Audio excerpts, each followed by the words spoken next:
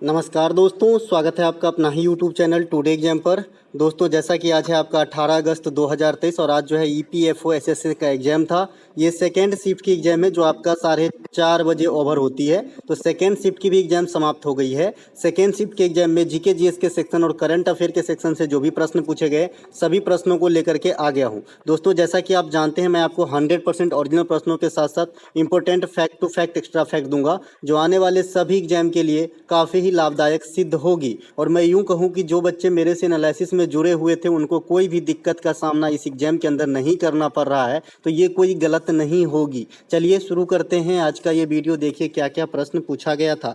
एक प्रश्न पूछा गया था बहुत नज़दीक का, अंतर्राष्ट्रीय बुकर पुरस्कार 2023 किसे दिया गया था। देखिए, अंतर्राष्ट्रीय बुकर पुरस्कार भी दो प्रकार के होते हैं। एक तो डायरेक्ट बुकर पुरस्कार होते हैं, इसकी जो है ये पुराना वाला है, और अंतर्राष्ट्रीय बुकर पुरस्कार जो है ये अभी हाल में ही 2005 में स्टार्ट किया गया है। यह अंतर्राष्ट्रीय बुकर पुरस्कार ऐसे किताब को दिया जाता है, चाहे भाषा कोई भी हो, लेकिन अगर इसको अंग्रेजी में अनुवाद कर दिया जाए, है ना, और शॉर्ट लिस्टेड में अगर ये जीत जाता है तो इसे ये पुरस्कार दिया जाता है। तो 2023 के लिए जॉर्जी गोंदी स्पिंदनोव को दिया गया है। इनका जो किताब का नाम है टाइम शेल्टर के लिए दिया गया है। शेल्टर मतलब आश्रय होता है ना भाई, इसके लिए दिया गया है। अगर बात करें 2022 के लिए यह पुरस्कार किसे दिया गया था, तो रेत की समाधि द टॉम्ब ऑफ सैंड के लिए दिया गया था, जो हिंदी भाषा में अंतर्राष्ट्रीय बुकर पुरस्कार पाने वाली प्रथम किताब था। और इनके लेखिका जो हैं ये गीतांजलि श्री हैं, जो भारतीय ही हैं। ठीक है भाई।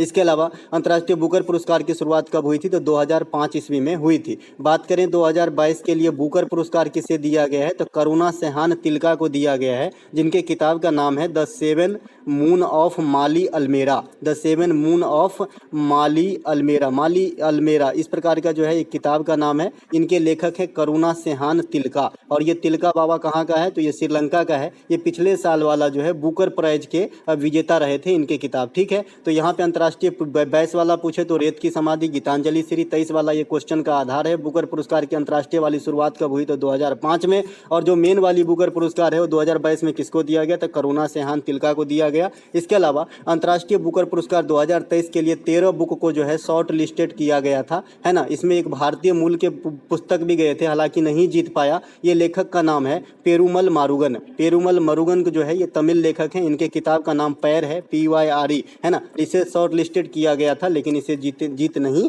पाए हैं। इसके अलावा 44वां संविधान संशोधन से क्या हटाया गया। सबसे पहले नवनीत सैनी जी का बहुत बहुत धन्यवाद, जिन्होंने ये जो भी कुछ क्वेश्चन है मेरे पास प्रोवाइड कराए, इनको बहुत बहुत धन्यवाद। जो एक वीडियो के माध्यम से जो 18 तारीख का जो आज फर्स्ट शिफ्ट है उसी वीडियो में पोस्ट किए हैं, है ना भाई। तो जो आपका 44वां संविधान संशोधन हटाया गया है, ये संपत्ति के अधिकार को हटाया गया। 18 वाले में नहीं किए, कल CHSL वाले में किए हैं। ठीक है, संपत्ति के अधिकार को मौलिक अधिकार से हटाया गया था 44वां संविधान संशोधन के द्वारा। ये काफ़ी कॉमन सा क्वेश्चन है। 44वां संविधान संशोधन, 42वां संविधान संशोधन, है ना, 61वां संविधान संशोधन, 101वां, 102वां, 103वां, 104वां, 97वां। इसके अलावा मैं बता दूं आपको 21वां। ये सब संविधान संशोधन जो है आपके हॉट टॉपिक रहते हैं। अगर आप अमेंडमेंट से क्वेश्चन आपके एग्जाम में आता है तो, क्योंकि इसमें बड़े बड़े चीज़ों को जो है गुत्थी सुझाया गया था। तो 44वां संविधान संशोधन 1978 में होती है। इसके द्वारा क्या होता है कि संपत्ति के अधिकार को मौलिक अधिकार से हटा के विधिक अधिकार बनाया जाता है। अगर आपसे कोई पूछे कि वर्तमान में संविधान के अंदर संपत्ति के अधिकार किस आर्टिकल में है, तो आप बताएंगे आर्टिकल 300 के ए में है,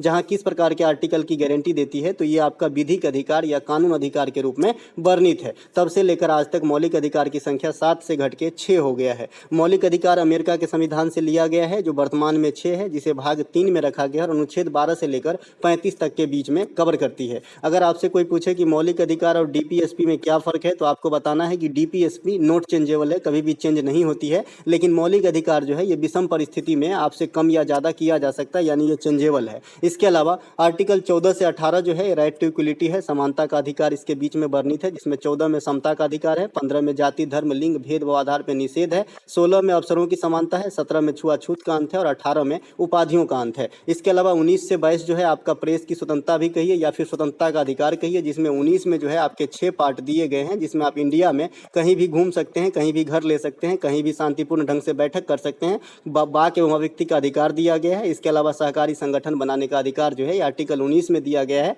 आर्टिकल पे जो भी ग्रुप ऑफ आर्टिकल्स है उस पर मैंने वीडियो क्रिएट कर दिया है, आपको डिस्क्रिप्शन में लिंक मिल जाएगा या फिर चैनल पेज पे जाके देख लीजिएगा, क्योंकि आप जानते हैं मुझे यूट्यूब के बारे में बहुत ज़्यादा जानकारी नहीं है कि कहाँ पे क्या लिंक वगैरह डालना होता है ना। मैं सिर्फ जो है आपको कंटेंट जैसे ही बनाता हूँ वैसे ही डाल देता हूँ, नो एडिटिंग नो सॉफ्टवेयर, मुझे कुछ भी पता नहीं कि एडिट कैसे किया जाता है, क्या किया जाता है, कुछ भी नहीं, ठीक है भाई। तो जो मैं दिखता हूँ वही हूँ भाई, है ना। तो ये आपका 19 से 22 जो है ये स्वतंत्रता का अधिकार है। 19 में प्रेस की स्वतंत्रता हो गई, तो इसके बाद प्रेस की स्वतंत्रता के अंदर क्या क्या चीज़ है 6 पार्ट मैंने बता दिया। इसके अलावा 20 है, इसमें सजा आदि के मामले में छूट मिलती है आपका। 21 जो है इसे निजता का अधिकार कहा जाता है। 21 का ए है एक ग्रुप ऑफ आर्टिकल में, 21 से 21 का ए बना है, ये शिक्षा का अधिकार है। ये 6 से 14 वर्ष तक के बच्चों को निःशुल्क शिक्षा लेना उनका मौलिक अधिकार है, और ये आपका 2002 में 86वां संविधान संशोधन के द्वारा इस प्रकार की व्यवस्था की गई थी। इसके अलावा 22 है, ये भी सजा आदि के मामले से छूट की जो ताल्लुक रखता है। 23 और 24 जो है ये शोषण के विरुद्ध अधिकार देता है, जिसमें 23 जो है ये मानव तस्करी पे रोक और 24 जो है ये बाल श्रम पे निषेध बताता है कि 14 वर्ष से कम उम्र के बच्चे को किसी कल कारखाने में काम पे नहीं लगाया जाएगा। 25 से 28 जो है ये धार्मिक स्वतंत्रता है, जो धर्म को बचाने के लिए जो भी कोई भी आप धर्म फॉलो कर सकते हो, आपके धर्म के अंदर जो जो चीज़ आता है उससे आपको कोई बाध्यता नहीं पहुंचाया जाएगा, या फिर धार्मिक कार्य पे अगर आप कोई कुछ खर्च करते हो तो उस पर आपको टैक्स इंपोज नहीं किया जाएगा। इसके अलावा 29 और 30 जो है ये अल्पसंख्यक हित है ना। इनके अलावा आर्टिकल 32 जो है संवैधानिक उपचारों का अधिकार है, इसे ही भीमराव अंबेडकर साहब ने संविधान का आत्मा कहा था। सुप्रीम कोर्ट रीट जारी करते हैं आर्टिकल 32 के प्रयोग करके, वहीं हाई कोर्ट रीट जारी करते हैं आर्टिकल 226 का प्रयोग करके। सुप्रीम कोर्ट का चर्चा आर्टिकल 124 में है और हाई कोर्ट का चर्चा जो है आर्टिकल 214 में है। मैंने कहा था पहला दो अंक को जो है उल्टा पुल्टा लिख दीजिए, आपको सुप्रीम कोर्ट से हाई कोर्ट आ जाएगा। अगर मैं 2 पहले लिख दूं तो 214 हो जाएगा, है ना। इसी प्रकार से मैंने बताया था कि राष्ट्रपति का अध्यादेश 123 है और राज्यपाल का अध्यादेश 213 है। ये कैसे होता है, 2 को पहले लिख दीजिए तो आ जाता है। तो बहुत सारे चीज़ आप लॉजिक से भी सीख सकते हैं।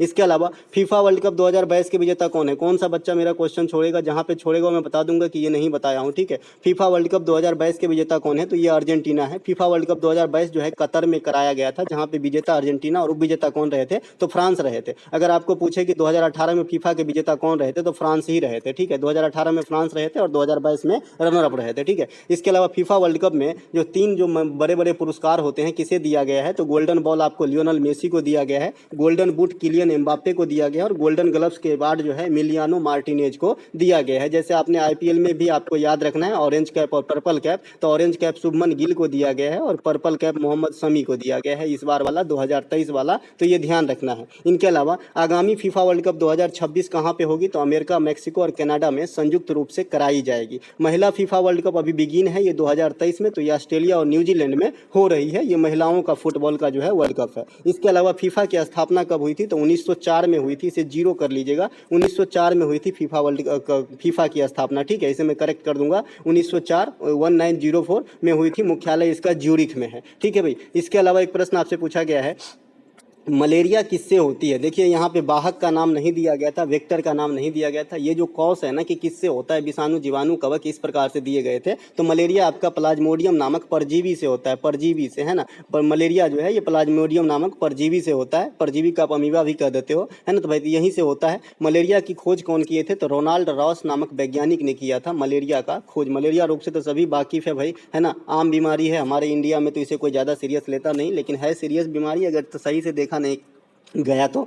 मलेरिया मादा एनीफिलीज मच्छर के काटने से होती है, ये बात आप सभी जानते हैं। चिकनगुनिया इसी प्रकार का एक बीमारी है, मलेरिया का बड़ा भाई है, इसमें और तेज बुखार आती है। ये एडिस एजिप्टी मच्छर के काटने से होता है, और ये मच्छर कहाँ पे रहता है, जहाँ पे जल जमाव होता है। वैसे तो जल जमाव के पास सभी मच्छर रहते हैं, लेकिन एडिस एजिप्टी मच्छर जो है ये ज़्यादातर घर में जो जल जमाव होती है, जैसे आपने मटका से पानी भरा और वहाँ पर जो पानी गिरते गिरते जमा हो जाता है, तो उसमें कुछ ऐसा चीज़ पाया जाता है कि एडिस एजिप्टी चीज़ जो मच्छर जो है यहाँ पे काफ़ी ज़्यादा भीड़ लगाते हैं, इसके काटने से चिकनगुनिया बीमारी होती है। इसके अलावा मलेरिया रोग के उपचार के लिए कुनैन का इस्तेमाल किया जाता है, तो ये बात भी आपको ध्यान रखना है। इसके अलावा मलेरिया का टीका जो है, पोलियो का टीका का जो खोज है ये जोनास के साल्क ने किया था, तो ये बात भी ध्यान रखना है। चेचक के टीका का खोज एडवर्ड जेनर ने किया था। इसके अलावा रेबीज के टीके का खोज लुई पास्चर ने किया था। ये वही लुई पास्चर है जो दूध के पाश्चुकरण का सिद्धांत के भी खोजे थे। अब रेबीज बीमारी क्या होती है, इसके बारे में भी कई बार मैंने रीजनिंग से क्वेश्चन बनते देखा है कि भाई फला बीमारी में फला, तो रेबीज में क्या, तो रेबीज क्या होती है, जलांतक होती है। इसे हिंदी में जलांतक जलांतक कहते हैं। जलांतक मतलब जल से आतंक लगती है। इस बीमारी में जो है पानी से डर लगने लगता है। वैसे एक बीमारी और है जिसमें पानी से डर लगने लगती है, ये बीमारी का नाम है मिर्गी। गांव घर में जिसे मिर्गी का दौरा आता है उसे भी पानी से डर लगता है, और रेबीज से भी जो है पानी से डर लगती है। इसके खोज का जो है चेचक मतलब रेबीज के जो टीका का खोज किए थे लुई पास्चर ने किए थे। भारत का पहला ऐसा राज्य जो रेबीज फ्री हो गया है, यानी एक भी ऐसा जो है आपका वो नहीं देखा गया कि भाई किसी को रेबीज हुआ हो, तो ये गोवा है। गोवा जो है पहला ऐसा राज्य है कि हर घर जल वाला राज्य भी है और रेबीज फ्री स्टेट भी बना है। इसके अलावा गोवा भी ऐसा स्टेट बना है जो 2-4 दिन पहले ही ये घोषणा किया गया कि वहाँ के सरकारी अस्पताल में आईवीएफ की सुविधा जो है आपका मुहैया कराया जाएगा, वो भी फ्री। आईवीएफ तो आप समझते हैं ना, टेस्ट ट्यूब बेबी वाला। इसके अलावा विश्व मजदूर दिवस कब मनाया जाता है? तो 1 मई को मनाया जाता है। 1 मई जो है ये मेरे जो है शादी हुआ था मेरा, तो ये जो है मैं कैसे भूल सकता हूँ। तो ये विश्व मजदूर दिवस है भाई, 1 मई है ना। 5 जून को विश्व पर्यावरण दिवस के रूप में मनाते हैं। 21 जून को विश्व योगा दिवस के रूप में सेलिब्रेट करते हैं। 8 मई को जो है रेड क्रॉस दिवस के रूप में मनाता है, जो चिकित्सा से संबंधित है। और रेड क्रॉस का मुख्यालय भी आपसे पूछा जाता है तो जेनेवा में है। और रेड क्रॉस के संस्थापक भी आपसे पूछा जाता है तो हेनरी ड्यूनांट है। कौन है? हेनरी ड्यूनांट जो है ये आपके रेड क्रॉस के संस्थापक हैं। ठीक है भाई। इसके अलावा 25 दिसंबर को सुशासन दिवस के रूप में मनाया जाता है, अटल बिहारी वाजपेयी साहब के जन्मदिन पे। अगर आपसे कोई पूछे कि इंडिया में सबसे कम दिन तक पीएम कौन रहे थे, तो अटल बिहारी वाजपेयी साहब 13 दिन तक मात्र पीएम के पोस्ट पे रहे थे एक बार, और एक बार पूर्ण काल के लिए भी रहे थे। 24 दिसंबर को राष्ट्रीय उपभोक्ता अधिकार दिवस मनाते हैं भारत के अंदर। 26 दिसंबर को वीर बाल दिवस मनाते हैं, ये सिख धर्म से संबंधित है। 11 जुलाई को जनसंख्या दिवस के रूप में मनाते हैं। 7 अप्रैल को विश्व स्वास्थ्य दिवस के रूप में मनाते हैं। क्यों मनाते हैं? क्योंकि ये जो आपका विश्व स्वास्थ्य संगठन है ना, उसकी स्थापना 7 अप्रैल को ही हुआ था। इसके अलावा 22 मार्च को क्या मनाते हैं? 22 मार्च को जो है विश्व जल दिवस, साथ ही साथ बिहार दिवस मनाते हैं इंडिया के अंदर। 22 अप्रैल के वो पृथ्वी दिवस मनाते हैं, और 22 मई को अंतर्राष्ट्रीय जैव विविधता दिवस के रूप में मनाया जाता है। ये तीनों ही इंपॉर्टेंट है 22 वाला, ठीक है। 22 का चक्कर है ना, आपको याद रखना है। 22 मार्च, 22 अप्रैल और 22 मई, है ना। इसके अलावा 23 जनवरी को क्या मनाते हैं? पराक्रम दिवस मनाते हैं, सुभाष चंद्र बोस साहब के जन्मदिन के अवसर पे। 24 जनवरी को राष्ट्रीय बालिका दिवस मनाते हैं, और 25 जनवरी को मतदाता दिवस के रूप में मनाते हैं, और 26 जनवरी को गणतंत्र दिवस मनाते हैं। ये तो आप भी जानते हैं और मैं भी जानता हूँ। इसके अलावा चुनाव आयोग भारत के संविधान के किस भाग में है, ये आपसे पूछा गया है। तो भाग 15 जो है ये चुनाव आयोग से संबंधित है। चुनाव आयोग भाग 15 में अनुच्छेद कहाँ से कहाँ तक देखते हैं? तो अनुच्छेद 324 से 329 तक के बीच जो है ये चुनाव आयोग से संबंधित है। भारत का पहला चुनाव आयुक्त कौन थे? तो सुकुमार सेन जो है ये पहला चुनाव आयुक्त थे। और वर्तमान में जो मुख्य चुनाव आयुक्त है ये कौन है? तो राजीव कुमार साहब है। देखिए, एक चुनाव आयुक्त होता है और 2 एडिशनल चुनाव आयुक्त होते हैं, और एक मुख्य चुनाव आयुक्त होता है। पहले एक गो होता था, तो पहले सुकुमार सेन था पहला। अभी 3 सदस्यीय टीम है, तो जिसमें मुख्य चुनाव आयुक्त जो है ये राजीव कुमार है। ठीक है। चुनाव आयुक्त का प्रमुख कार्य क्या है? तो ये लोकसभा, राज्यसभा और राज्य के विधानसभाओं के अंदर जो है चुनाव करवाते हैं। साथ ही साथ राष्ट्रपति और उपराष्ट्रपति के भी चुनाव ये कराने का जिम्मेवार इन्हें ही है। सभी राष्ट्रीय पार्टी को चुनाव चिन्ह प्रदान कराना, शांतिपूर्ण ढंग से चुनाव कराने की जिम्मेवारी जो है चुनाव आयोग के ऊपर ही रखा गया है। लेकिन ग्राम पंचायत और नगर पालिका के चुनाव कौन करवाता है? तो उस कंसर्ट राज्य के जो चुनाव आयोग होंगे वो करवाएंगे। तो ये बात आपको जरूर ध्यान रखना है। दिस इज VVI पॉइंट आपके बड़े बड़े एग्जाम के लिहाज से। दोस्तों, मैं वही चीज़ पढ़ाऊंगा जो आपके एग्जाम में आती है, और पॉइंट टू पॉइंट पढ़ाऊंगा। कोई ऐसा किताब नहीं पढ़ाऊंगा कि भाई किताब में तो सब कुछ लिखा है। तो ऐसा नहीं है कि एक बार आपने सुना और अगर एग्जाम में क्वेश्चन आया तो आपको गलती नहीं होना चाहिए। यही मेरा प्रयास रहता है, और यही चीज़ जो है आपको लाइक भी करता है। दीपा कर्माकर का संबंध किस खेल से है? तो ये जिम्नास्टिक से है। हिमा दास जिसे क्या कहा जाता है? ढींग एक्सप्रेस। ये कहाँ की रहने वाली है? असम के। ये क्या करती हैं? तो ये धाविका है, महिला फर्राटेदार धाविका है आपका हिमा दास। इसके अलावा मीराबाई चानू ये क्या खेलती है? तो भाई ये पेशेवर जो है वेट लिफ्टर हैं, और ये कहाँ से बिलोंग करती है? भारतीय राज्य मणिपुर से बिलोंग करती है। टोक्यो ओलंपिक के अंदर इन्होंने रजत जो है आपका सिल्वर जीती थी, है ना। और आपका जो अभी कॉमनवेल्थ गेम 2022 हुआ था वहाँ पे गोल्ड जीती थी भारोत्तोलन के अंदर। कौन? मीराबाई चानू। तो इसे भी ध्यान रखेंगे। इसके अलावा निखत जरीन ये आपका तेलंगाना राज्य से बिलोंग करती है। ये पेशेवर महिला बॉक्सर है। इसी प्रकार के जो है स्वीटी बूढ़ा ये भी आपका जो है पेशेवर महिला बॉक्सर है। लवलीना बोरगोहन ये आपका असम का है, ये भी पेशेवर महिला बॉक्सर है। तो इन्हें भी ध्यान रखेंगे। इसके अलावा स्वीटी बुरा, लवलीना बोरगोहन, निखत जरीन और एक आपका और भी है, जो ये चारों जो महिलाएं हैं ये आपका अभी अभी वर्ल्ड बॉक्सिंग चैंपियनशिप 2023 के अंदर भारत के लिए गोल्ड जीती है। तो ये बात भी आपको ध्यान रखना है। इसके अलावा अदिति अशोक क्या है भाई? तो अदिति अशोक, अच्छा नीतू घनघस भूल गया। नीतू घनघस जो है ये भी आपका क्या है? महिला बॉक्सर है। ये भी गोल्ड जीती है विश्व महिला बॉक्सिंग चैंपियनशिप में। ठीक है। इसके अलावा अदिति अशोक ये क्या है? भारतीय महिला गोल्फर है महिला में। और भारतीय पुरुष गोल्फर जो है ये आपका जीव मिल्खा सिंह है, जो आपका मिल्खा सिंह का सुपुत्र हैं। इसके अलावा अनाहत सिंह ये क्या खेलते हैं, स्क्वैश खेलते हैं। साथ ही साथ जो दिनेश कार्तिक की पत्नी है दीपिका पल्लीकल, ये भी स्क्वैश ही खेलती है। इसके अलावा नारायण कार्तिकन फार्मूला 1 रेस से हैं, तो आप सभी जानते हैं। अभिनव बिंद्रा शूटर हैं, है ना। मेजर राजवर्धन सिंह राठौड़ ये भी शूटर हैं। पीटी उषा ये भी दौड़ती थी, है ना। विश्वनाथ आदम शतरंज खेलते हैं। ये सब जो कुछ खिलाड़ी हैं आपको जरूर ध्यान रखना है। इसके अलावा काली मिट्टी को और किस नाम से जाना जाता है, ये प्रश्न आपके एग्जामिनर ने आपसे कर लिया है। तो भाई काली मिट्टी को रेगूर मिट्टी कहा जाता है, या फिर कपासी मृदा कहा जाता है, या फिर ब्लैक चेरनोजम कहा जाता है। देखिए इसके इतने सारे नाम है, तो ये ध्यान रखेंगे। कपासी मृदा इसलिए नाम है क्योंकि इसमें कपास की खेती अच्छा होता है। कपास मतलब कॉटन, है ना। इसके अलावा ये जो काली मिट्टी है, इसका निर्माण कैसे होता है, तो बेसाल्ट चट्टानों के क्षरण से काली मिट्टी का निर्माण होती है, ठीक है। इसमें जो है आपका ह्यूमस वगैरह बहुत ज़्यादा पाया जाता है। भारत में काली मिट्टी का जो अधिकांश भाग है ये महाराष्ट्र, गुजरात और मध्य प्रदेश, आंध्र प्रदेश आदि तटीय इलाकों में जो है आपको काली मिट्टी देखने को मिलेगा। गंगा के मैदानी भाग में किस प्रकार की मिट्टी अधिक होती है, तो आप कहोगे जी सर जलोढ़ मिट्टी ज़्यादा होती है, क्योंकि आप जानते हैं कि इंडिया में सबसे ज़्यादा मिट्टी जो है जलोढ़ मिट्टी है। और यहीं से एक क्वेश्चन आता है कि किस नदी का बेसिन इंडिया में सबसे बड़ा है, तो आपको बताना है गंगा नदी की बेसिन सबसे बड़ी है। और सभी से नदियों में सबसे लंबी भी गंगा नदी है, 2525 किलोमीटर है। लेकिन अगर आपसे यहीं पर ही कोई एग्जामिनर क्वेश्चन कर ले कि राष्ट्रपारीय नदी में सबसे लंबी नदी कौन सा है, तो आप कहोगे जी ब्रह्मपुत्र नदी। राष्ट्रपारीय कहने का मतलब कि इंडिया से ओरिजिनेट नहीं होता है। ये आपका ब्रह्मपुत्र जो है ये तिब्बत से निकलती है, तिब्बत के चेमाड्यूंग ग्लेशियर से, और इसीलिए जो है यहाँ का इंडिया का सबसे लंबा नदी इसको नहीं कहा जाता है, लेकिन ये लंबाई में गंगा से भी ज़्यादा है, ठीक है। इसके अलावा जलोढ़ मिट्टी में भी क्लू है कि नए जलोढ़ मिट्टी को क्या कहते हैं और पुराने को क्या कहते हैं। तो नए को खादर कहते हैं और पुराने जलोढ़ मिट्टी को बांगर कहते हैं। और ये किस प्रकार से डिसाइड होता है मैं आपको बता दिया था। मान लीजिए ये कोई नदी है, कोसी नदी, ये 2019 में इस प्रकार से बहा और 2020 में जो है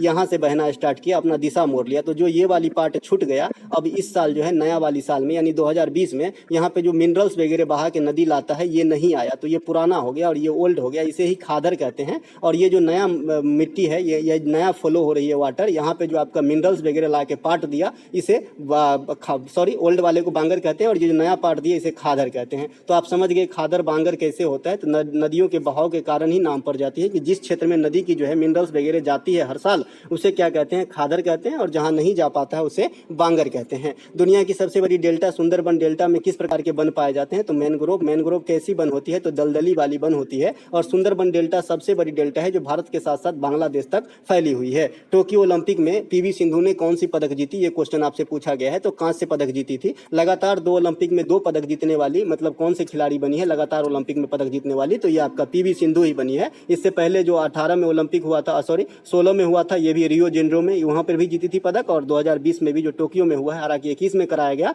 तो इसमें भी पदक प्राप्त की है, लेकिन कांस्य पदक। इसके अलावा टोक्यो ओलंपिक में भारत को कितने पदक प्राप्त हुए, तो 7 पदक प्राप्त हुए, 1:2+4 के रेशियो में। 1 गोल्ड, 2 रजत और 4 जो है ब्रॉन्ज प्राप्त हुआ था। 2 जो सिल्वर प्राप्त हुआ, इसमें एगो आपका मीराबाई चानू को और दूसरा रवि दहिया के द्वारा प्राप्त किया गया था। ओलंपिक में सबसे अधिक जो अब तक पदक है, हॉकी में 12 पदक मिले हैं, जिसमें 8 अकेला गोल्ड है ना। इसके अलावा कुश्ती में सर्वाधिक 7 पदक प्राप्त हुए, दूसरे स्थान पे है। तो 19 पदक यही दोनों खेल ले गए। बाद बाकी टोटल हॉकी मतलब ओलंपिक के अंदर 1900 ईस्वी से भाग ले रहे हैं इंडिया। 1900 से अब तक जो है मात्र 35 पदक भारत को प्राप्त हुआ है ओलंपिक के अंदर समूचे रूप से। इसके अलावा ओलंपिक से कई सारे कहानी हैं, जैसे पहला पदक व्यक्तिगत रूप से कौन जीता, तो केडी जाधव ने जीता था। पहला रजत कौन जीता, तो मेजर राजवर्धन सिंह राठौड़ साहब जीते थे पहला, है ना। इसके अलावा एथेंस में हुआ था 2004 के अंदर। इसके अलावा 2008 में जो है अभिनव बिंद्रा साहब पहला गोल्ड व्यक्तिगत रूप से जीते। तो ये सब बात आपको ध्यान रखना है। 2000 में सिडनी ओलंपिक में कर्नव मल्लेश्वरी भारोत्तोलन के अंदर पहला महिला पदक जीतने वाली व्यक्तिगत रूप से, तो ये सब बात ध्यान रखेंगे। स्वाइन फ्लू नामक बीमारी किससे होती है, विषाणु से होती है स्वाइन फ्लू नामक बीमारी, ये आप भी जानते हैं।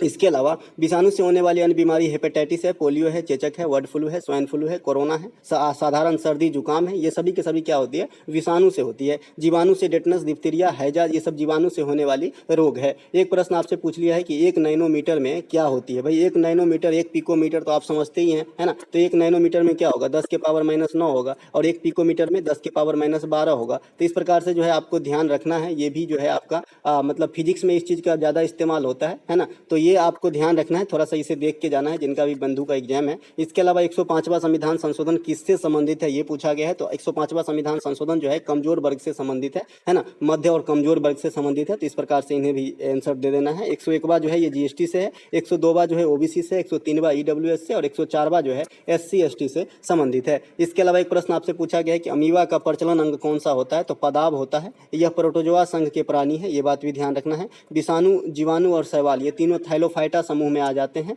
है ना। लगभग, जीवाणु सभी नहीं आते हैं लेकिन अधिकांश आ जाते हैं। इसके अलावा ऑक्टोपस कौरी ये मोलस्का संघ के प्राणी हैं, यानी जिसके ऊपर कवच होते हैं ना, ये आपके मोलस्का संघ में आ जाते हैं। तितली, मच्छर, मक्खी, कीट पतंग ये सभी अर्थोपोडा में आ जाते हैं, तो ये बात भी आपको ध्यान रखना है। तो दोस्तों ये थे सेकेंड शिफ्ट के क्वेश्चन। जो क्वेश्चन छूट बढ़ गया, मैं जो क्वेश्चन प्राप्त होगा तो कल मैं इंक्लूड कर दूंगा, है ना। मिलेंगे अगले वीडियो में, ये कंबाइंड शिफ्ट वाली दोनों शिफ्ट का वीडियो पोस्ट कर दूंगा, है ना। तो मिलेंगे उसी वीडियो में। जय हिंद दोस्तों, अच्छा लगे तो लाइक जरूर करें।